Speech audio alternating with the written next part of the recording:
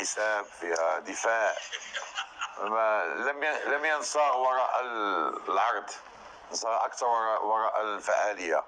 وهذا ما كان ينقصنا عبر التاريخ، حيث في الكثير من المناسبات قدم المغرب عروضا جميله ولكن خرج من الدور الاول. ولذلك آن الأوان لكي تستصغر المنتخبات العربية أسلوب عصري، أسلوب حساب، أسلوب كرة فعالة وكرة عصرية. بكل صراحة أنا يعني أهنئ وليد خصوصا على محاولة إدخال هذا للجمهور المغربي، الجمهور المغربي الذي يريد العروض، يريد تقنيات، يريد اشياء كثيره، ولكن ادخلها للاعبين، الان يدخلها للجمهور وللصحافه الرياضيه المغربيه بكل صراحه. خالد، مبروك. اول شيء مبروك للمنتخب المغربي، شرف المغرب، شرف كل البلدان العربيه. تأهل مستحق ومنتظر، لأن هذا المنتخب يعني من بين احسن ان لم يكن احسن منتخب افريقي في التكوين، في الاستراتيجيه. لكن انا نضيف شيء، انه محظوظ هذا المنتخب انه عنده مدرب اسمه الركراكي، لانه لما تشوف مدرب في مباراه هو تاهل يبحث على حلول تكتيكيه للمباراه الجايه، يعني مباراه الثمن النهائي.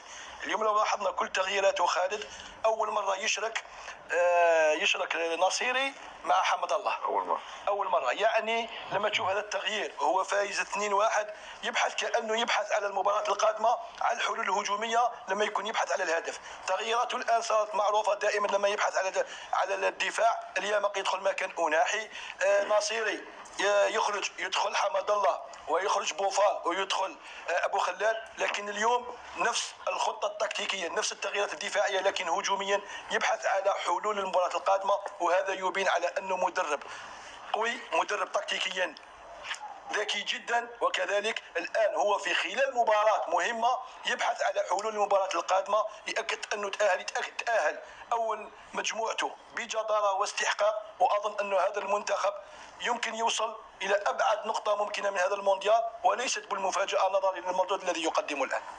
فيك مبروك لنا ومبروك للوطن العربي ومبروك طبعا لجماهير المغرب كلها.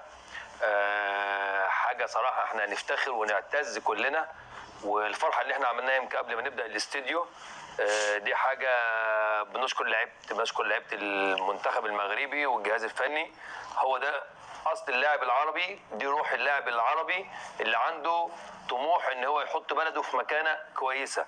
النهارده الروح يعني من تاني ماتش لعبوه مع بلجيكا، كرواتيا كان ماتش يعني هقول كان كويس، بس الماتش الاحسن كان ماتش بلجيكا، ثم ماتش النهارده اللي هو حطوهم اول المجموعه.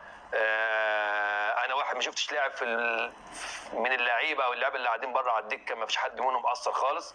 كان عندهم هدف ان هم عايزين يصعدوا، هم ما كانوش بيفكروا في الاول ولا الثاني، هم اهم حاجه كانوا يصعدوا. وعشان كده الاداء بتاعهم والروح بتاعتهم اللي في الملعب والترابط والغل اللي هم بيطلعوه على لاعيبه كندا النهارده حطوهم منهم باول المجموعه.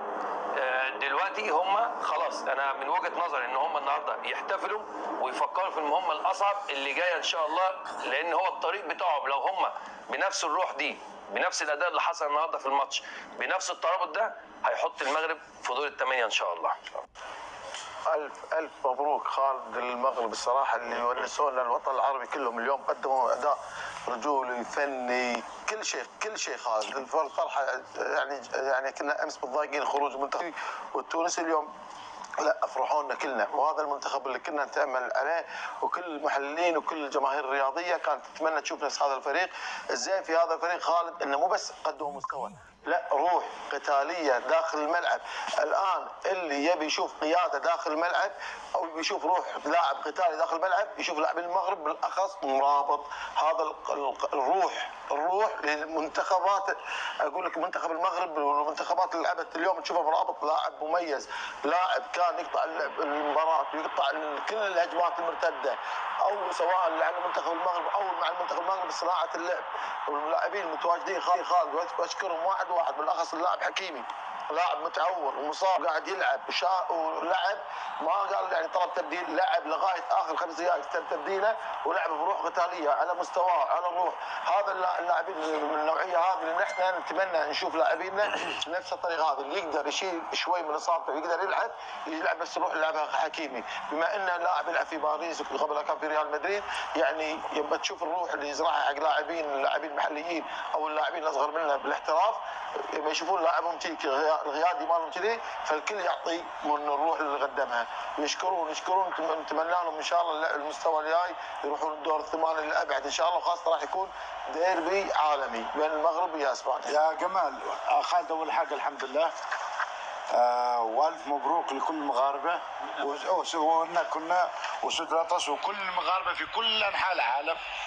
راهنا على ابطال حقيقيين وتصدروا مجموعه، وذكرنا انه بيكون حصان الاسود في البطوله، وفعلا كان. كندا اليوم ليس فريق سهل. كندا لو عملوا دراسه على هذا الفريق، افضل فريق بدنيا وما يتوقف من خط الدفاع المقدمه كله ركض وكله كره للامام واحد. صراحه منتخب نفتخر بكهرة حقيقه، تصدر مجموعه مع كرواتيا وطلع بلجيكا. يعني كرواتيا اخر كاس عالم لعب النهائي. بلجيكا ترتيبه عالي جدا من الفرق يعني القويه، وحتى انا سميت المجموعه الحديديه حقيقه. كندا حتى هذا كندا افتقدنا هذا الفريق، كان فريق ممتع صعب. عموما انا بتيح الفرصه لاكثر من الشباب يتكلموا. صراحه نحن فخورين بهذا المنتخب، وان شاء الله انطلاقه العرب من دوحه الخير يا خالد. شوف تنظيم عالمي في قطر ابدعت في كل شيء. مع العرب الثاني ما خيبوا ظن قطر ابدعوا. ممكن نشوف هذا المنتخب المغربي يوصل مكان ما نتخيله حتى الله. نحن ندعي ونريد الحظ معانا والمباريات قد يوصل مكان نخلي مفاجاه المستقبل، لان ما نعلم الغيب. ولكن راهنا على ابطال، وصح اللي سموه اسود الاطلس. صراحه في قطر اصبحوا اسود وتوحشوا. والله يكمل تنظيم قطر بفريق عربي يوصل ابعد مدى ان شاء الله. مبروك لك فوز المغرب. مبروك. طلحه ألف مبروك للشعب المغربي والشعب العربي والشعب الإسلامي، هذا الفوز الرائع جدا. الفوز جميل، التأهل جميل، العبور بكأس العالم جميل، كل لحظة بكأس العالم جميلة، كل لمسة كل هدف، فما بالك التأهل إلى الدور الثاني ويكون عن جدارة واستحقاق. عادة الفرق اللي تحقق مفاجأة يعني ممكن تسجل هدف من ضربة ثابتة،